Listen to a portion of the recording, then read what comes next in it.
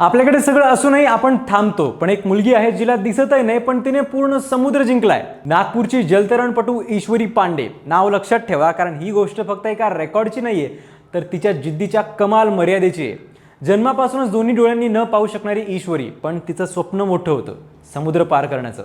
आणि हे स्वप्न तिने फक्त पाहिलं नाही तर पूर्ण सुद्धा केलं. 6 एप्रिलच्या पहाटे 4 वाजता श्रीलंकेतल्या तलाई मन्नार जवळच्या उर्मलाई पॉइंटवरून तिने समुद्रात उडी घेतली. समोरचा 38 किलोमीटरचा प्रवास, पाल्कची सामुद्रधुनी. हा काही नॉर्मल समुद्री भाग नाहीये, इथे प्रचंड लाटा असतात, सतत बदलणारं हवामान, भरती ओहोटीचा खेळ आणि सगळ्यात मोठं आव्हान म्हणजे समुद्रातले जीव, जेलीफिश, डॉल्फिन आणि अगदी शार्क सुद्धा. पाऊस, वारा आणि भयंकर लाटांनी तिची परीक्षा घेतली, इतकी की इव्हेंटला 4 तास उशीर झाला.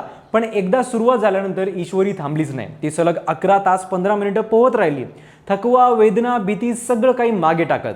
तिच्यासोबत पेस स्विमर्स होते, टीम होती, पण शेवटी प्रत्येक स्ट्रोक ती स्वतःच्या जिद्दीने मारत होती. आणि दुपारी 3:15 वाजता भारताच्या धनुषकोडी इथल्या अरिचल मुनई किनाऱ्यावरती पोहोचली आणि तिथेच इतिहास घडला.